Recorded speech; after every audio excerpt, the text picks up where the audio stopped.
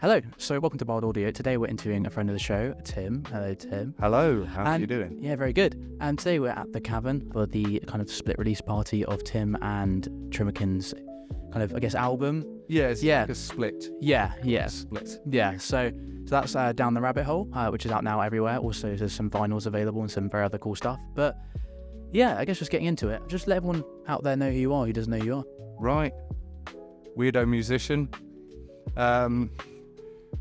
Been touring for nearly 20 years, full-time, making albums. I think album number 23 is just about to come out. So I've done a lot of records, all different genres and sounds, because I kind of just don't stick to a plan. And best summation was a friend of mine, in fact, probably people in the Cavern might know him, Rue from Bangers, said I was too weird to be famous, and everybody's surprised I'm not dead. And that actually appeared on a t-shirt. So off the back of saying you've delved into many genres, out of all the ones you have, what has been your favourite?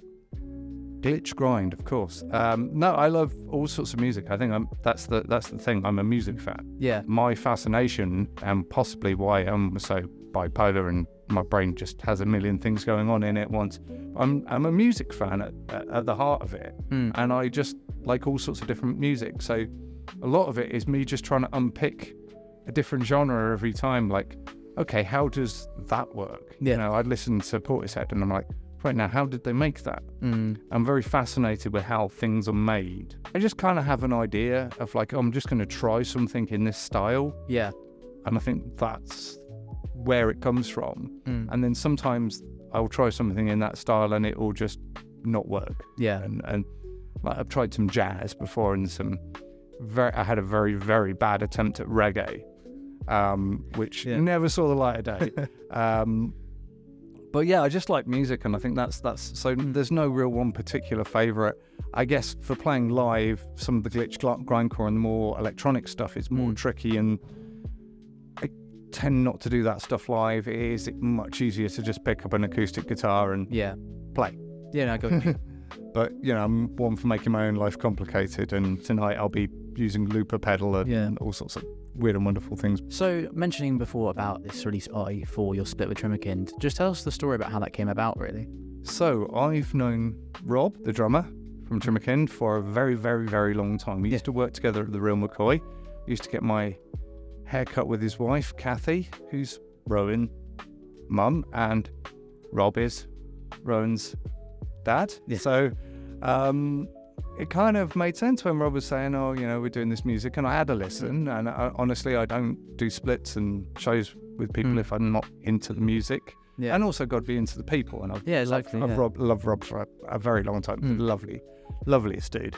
But yeah, I really just dug it. I was like, this has given me like 9 Inch Nails, Chelsea Wolf kind of vibes. Yeah, I get what you mean. I like this.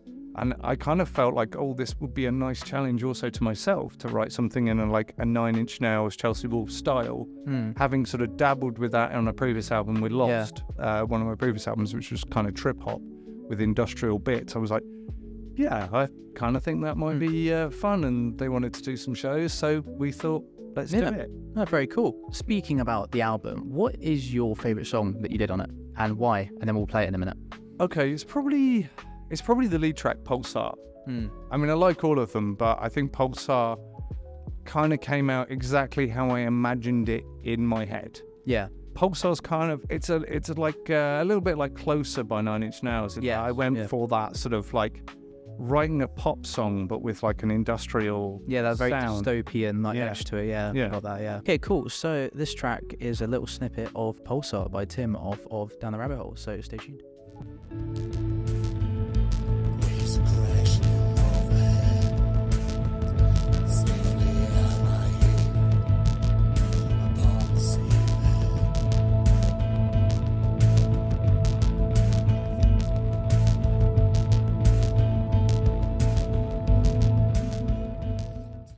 So that was Pulsar by Tim off of the split with Trimmerkin, which is Down the Rabbit Hole. Check that out on all streaming platforms. Also, there's some vinyl.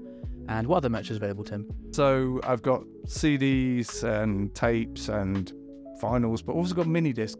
Currently I've got like Zen is out. The new album, the latest album, Year is still available. There's Zen, there's Come.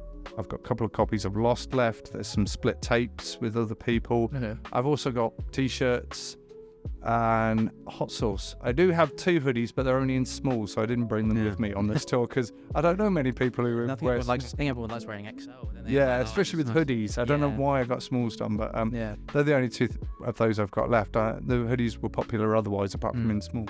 But the hot sauce is kind of fun. Yeah, that's really cool.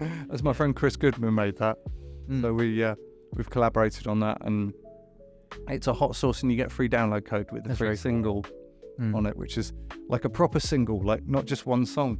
Yeah. Like, singles these days, everybody's just like puts out one song. This has got like 2 different versions of the same song on it. Like, it's like the old school with all the remixes and stuff. Yeah, it's kind of fun because I'm old.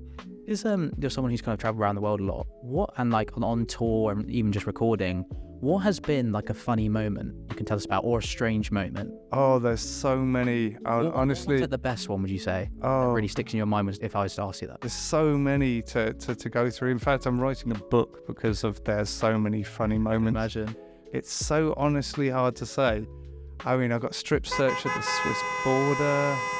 I got drunk once and climbed up a 4-foot plastic palm tree to find my hotel, and then got driven back to my hotel by the police, who I then tried to pay because I was so drunk I thought they were a taxi. So my book Quiet is going to be all about all this sort of stuff. So there's so many instances. I met so many of my friends and heroes, and like one of my heroes is a guy called Mike Watt. He used to be in a band called the Minutemen, and he's been in the Stooges and Bono for Pyros, and you name it, he's been the bass player on it. Like, he's incredible.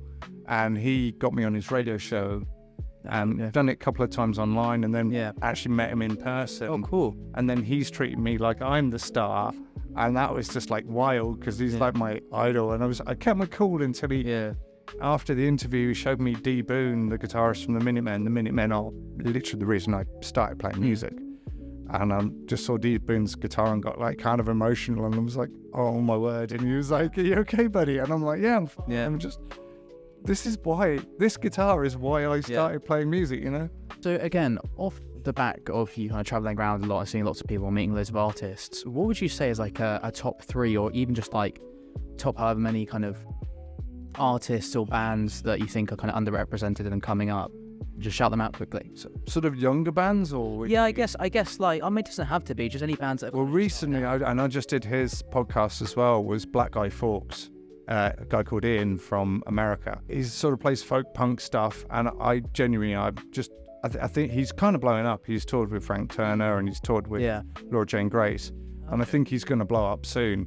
But I played Pooza with him, and we ended up just like hanging out and being friends. And it was just like, my friend said, "Oh, we should go and check him out," and I was like, "Yeah, funny name, sort of interesting, sort of thing." And he got up there, and I was just like, I'll give him a couple of songs, and then I'll probably wander off. Yeah. Opened his mouth, and I was like, this kid can sing. Like, honestly, it's like the most soulful but punky voice I've ever heard. Yeah. And I was just blew my head. Also, obviously, Trummerkind, who I'm doing this with. Rob's over there waving. Yeah, they're a young band. Quick, Rob, come in. They're a young band. Look how young Rob is. Hey. There we go. Apart from an old man on drums, I played with an amazing act on Saturday, actually. Her Orange Coat ukulele, a little bit backing track, but mostly ukulele and voice. Okay. Beautiful, stunning voice, and like beautiful, sad ukulele songs with some of these little but very subtle backing tracks. I loved it. I was just there going, I've already actually an album I'm making called Xenal, where I'm not going to sing. It's an instrumental. Okay. Dreamwave album. So we're going to have it as the instrumental version. Then each song is going to have an artist that I really like, who I think's got a great voice. That's cool. To sing on it. So Black Guy Fawkes is doing one. I've asked Rome from Trummerkind, and I just asked him. And Yuma from Nottingham as well is another one. Incredible. So many Naomi Randall, who's on Our Real Records, same label as me. No. Possibly the greatest folk artist you've never heard. Yeah. And by honestly is the best thing on the label. And I think everybody on the label is like, I don't know how you signed her in. Yeah. Like, she's incredible. Yeah. She should be like massively famous. Yeah. Okay, cool. Well, everyone definitely check them out. So on the topic of underrated, what is, and I make this difficult for you, what is one underrated album you'd recommend everyone to listen to from start to finish? Oh, that is so easy. Songs of Hire, Lioness. Okay. Absolutely incredible album. As a songwriter, just genius. Yeah. Honestly, just genius. Lyrically, just so smart. It's a guy called Jason Molina, and the backing band are most of Arab Strap, Okay. and Alistair Roberts. And it's so spontaneously written. It's like, it's all, you can tell it's all played live because bits go out of time. Yeah. And it's kind of cool because it sounds so honest because of that. And it's heartbreaking. He's an American, but he lived in Scotland for a year because he was interested in this girl. And I believe the relationship never quite took off. Yeah. He was a bit of a, not creepy, but like he was kind of like one of those guys that sort of falls in love, moves to the city, hoping something will happen, and then it never does. Sort of hopeless romantic, I think is the word. Yeah. But the album he made out of it is just Lioness. It's so stunning. Okay. The song Black Crow is just heartbreaking, and the title track Lioness is just. There's a line was like, I want what was it? I want my last look to be the stars in your eyes. I want you to lick my blood off your pores. And there's like, very like heart-wrenching kind of album. Like sort of moment. Yeah. That's probably that would be my underrated album. On the kind of theme of albums and songs, what was the last song you listened to, and what kind of meaning does it have to you? What was the last song I listened to? Whether that's today or... Well, I was listening to my album today, so the last song I kind of Tony listened to was So Intense by me. Yeah. But I did earlier this morning listen to, I listened to the whole album, but Spiritualized, Ladies and Gentlemen, We're Floating in Space, because Noel Fielding from The Mighty Bush posted, can't stop listening to this album, and I love that album. And I was like, well, an excuse. I can imagine if Noel likes, it's definitely something weird. It's not that. Really? It's epic. Okay. It's That makes sense. Yeah. Yeah, it was made before you were born. It was made when I was living down here in Exeter, and I was probably working behind that bar over there. Yeah. Yeah. So I think you talked about earlier with the hot sauces and all the merch you've made. That's someone who has very unique ideas, I'd say. I think you're very ahead of the game with some of the cool ideas you're doing. If you had like an unlimited budget, what would you make? I mean, Mersbo's done a car. Ooh. That was amazing, where he did a Timberhouse car. He had a one of one CD welded into a car. You had to buy the car to buy the CD and listen to it. That was Mersbo. Yeah. I think if I had an unlimited budget, would probably be more. I mean, merch. It's fairly easy to do most things and have some fun ideas. And we had the bear and stuff. Yeah, it's awesome. But one of my favourite bands are the Flaming Lips, and when they got rich, their stage show just got amazing. Yeah, and I feel like I would have like fire breathers and dancers and like a stage show. So if I got like that sort of unlimited funds, that's what would happen. It would be like this huge stage show, like this mega show. Yeah, that'd be very cool. Like a weird surface, gothic surface. Yeah. I can imagine that'd be really sick. Yeah. If you had to soundtrack a film or like a genre, what would it be and why? Well, that's funny because I actually already started that sort of horror films. Apparently, I seem to specialize in horror films. Yeah, I can see that. So also I can do I used to be a metal band, so I can do all the like horrible sounds with my voice. Yeah. So a bit sound design. So I've done a couple of like very small indie horror films, but I'm in talks with other horror film sound people to do their horror film soundtracks. So that's I mean, I would love to do a David Lynch. David Lynch is my favourite actor. So definitely. Filmmaker, not actor, filmmaker. So something by David Lynch probably. if I could do something like that, that would be incredible. But yeah, horror films is kind of where I'm actually kind of heading as an artist. Yeah, that's really cool. I can see that. If your life was a movie, what genre would it be and who would play you? We've had a difficult one with this one because people have to feel they can't oversell themselves, but you can't undersell yourself. I think it'd be like a tragic comedy. Yeah. yeah. Sort of like, Who would play you? Who would play me? I mean, he's way older than me, but I love Bill Murray. That'd be funny. Yeah. I mean, obviously, if it was like somebody playing younger me, Timothy Chalamet, of course. Yeah. I mean, it's identical. Well, he's doing that Bob Dylan film, isn't he? It actually seems quite good. So yeah. Yeah. I'm not even into sci-fi, and he made me like Dune. Yeah. Yeah, exactly. So just rounding off the interview, let us know what you've got coming up and anything you want to plug. So go for it. Right. So the album Year is still out, obviously. I think people should check that out. I'm super proud of that record. We've got the Falling Down the Rabbit Hole, and there is a new album, but I'm not allowed to say anything about it. Oh. And it's out on the 21st of October. Oh, very exciting. It'll be a new album, but it's all completely hush-hush. It's got some amazing special guests. One of which actually played on Spiritualized Ladies and Gentlemen Floating in Space, which is crazy. Another one from one of my all-time favourite bands, the Cardiacs. But I've got I'm working on another, just finished Take, which is going to be the album after. And so we're doing that in January, the other half of that in January in Antwerp, 2.5 in Exeter. Yeah, I think I've got another like 5 or 6 albums coming out. So very exciting. Lots of content. So yeah, I've nearly written every single album in the Alphabet series. So I've been doing an album for the alphabet. Yeah. But not going at it like A to B. Yeah. Just randomly going in it. Hence we've had Zen and Year, but we haven't had M. Yeah. It'd be Must.